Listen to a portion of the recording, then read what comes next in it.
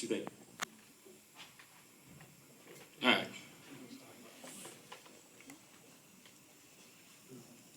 Adam's love letter to Eve. I still think you do push-ups when I'm not looking. Sometime before the Saturday walks, or after picking fruit on Monday mornings, and not those wimpy, girly push-ups. I'm talking deep-kneed, archangel, one-armed type push-ups.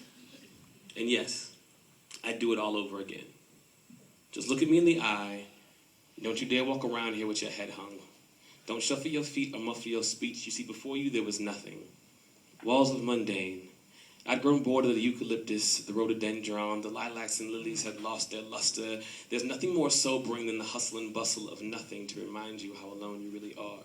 See, you came along just as the 8-hour days spent naming these creatures were beginning to give me a permanent case of the Mondays, just as watching the grass grow in this garden began to feel a whole lot like watching grass grow.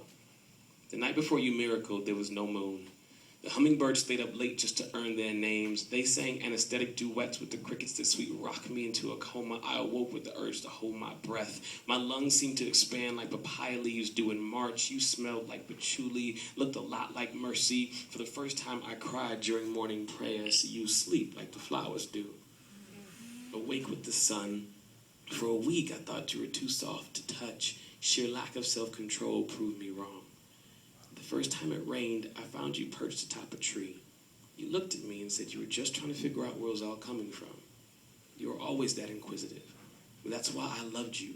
Why I sit here watching you do whatever it is that you do, completely in awe of you. I will be my daytime, you be my evening. Never say you're sorry. You are not sorry. You are God's breath breathed curvaceous, strong and soft, dynamic and humble.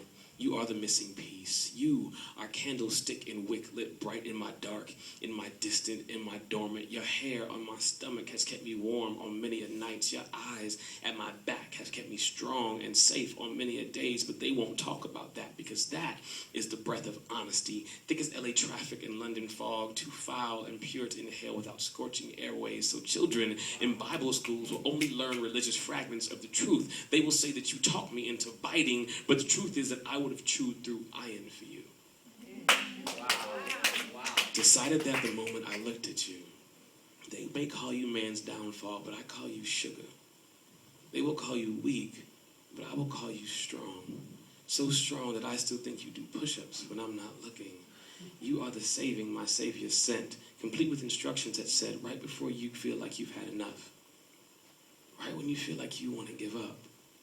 Adam, just stand close enough to her so that your ribs touch. You've held me up more times than I can count. How could I ever leave you standing alone? I love you. Know that you love me. And now we know that I love yous aren't always gift wrapped in wedding vows or bred with perfection. Sometimes it's just at the center of a thing or at the core of an apple. Let's go. My name's Andrew Tyree. At Andrew Tyree is a Twitter.